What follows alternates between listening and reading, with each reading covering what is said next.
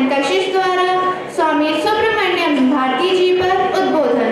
सुप्रभात। ज्ञानदायिनी मां शारदे, आदरणीय प्रधानाचार्य जी, उपस्थित अतिथिगण, शिक्षकगण एवं मेरे प्रिय सहपाठी भैया बहनों, आप सभी को मेरा नमस्कार। मेरा नाम कशिश पांडे है और मैं कक्षा 10वीं सा की छात्रा हूँ। आज मैं आप सभी के समक्ष सुब्रमण्यम भारती जी के बारे में कुछ बताने वाली हूँ, जो कि कुछ इस प्रकार से है। सुब्रमण्यम भारती जी एक समाज सुधारक, स्वतंत्रता सेनानी, पत्रकार व महान कवि थे। उनको महाकवि भरतियार के नाम से भी जाना जाता है और हमारे देश के महान साहित्यकारों में से एक भी। उनका जन्म 11 दिसंबर सन 1882 को तमिलनाडु के तिरुनेलवेली जिले के एट्टेपुरम गांव में हुआ था। उनके पिता का नाम चिन्नास्वामी अय्यर और माता का नाम लक्ष्मी अम्मल था। उनके बचपन का नाम सुबैया था और बचपन से ही वे बहुत ही धनी प्रवृत्ति के बालक थे।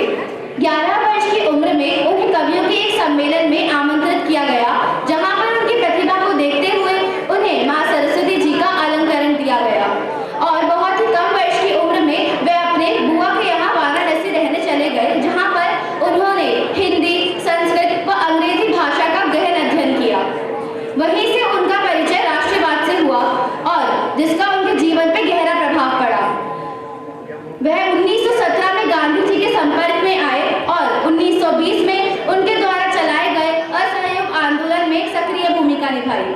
अंग्रेजी सत्ता के विरुद्ध स्वराज्य सभा के आयोजन के कारण उन्हें जेल भी जाना पड़ा। वे एक गीतात्मक कवि थे और उनकी अत्यधिक कविताएं राष्ट्रभक्ति से जुड़ी हुई होती थी, जो कि लोगों को यह प्रेरणा देती थी कि वे देश के प्रति कुछ अच्छा कार्य करें। बात की जाए उनकी रचनाओं की, तो गद्य और पद्य में 400 से अधिक रचनाओं का सृजन कर चुके हैं और साथ ही साथ उन्होंने चक्रवर्तिनी, कर्मयोगी, साथ ही साथ देश प्रियम जैसे पत्र व बाल भारत नाम के अंग्रेजी साप्ताहिक का भी संपादन किया है। वह एक समाज सुधारक भी थे और हमेशा से जाति व्यवस्था के विरुद्ध थे। साथ ही साथ वे महिलाओं और पुरुष को समान अधिकार देने के लिए आगे रहते थे। 11 सितंबर सन 1921 में उनकी मृत्यु हो गई, लेकिन मृत्यु के बाद भी आज भी वे हम सभी के साथ यहाँ मौजूद है। उनकी रचनाओं के कारण वे अमर हो चुके हैं।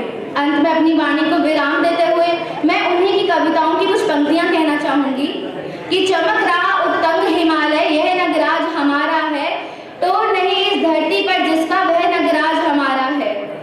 नदी हमारी ही है, गंगा प्लावित करती मधुजल धारा, बहती है क्या कहीं और भी ऐसी पावन कलकल धारा, ऐसी पावन कलकल धारा। धन्यवाद।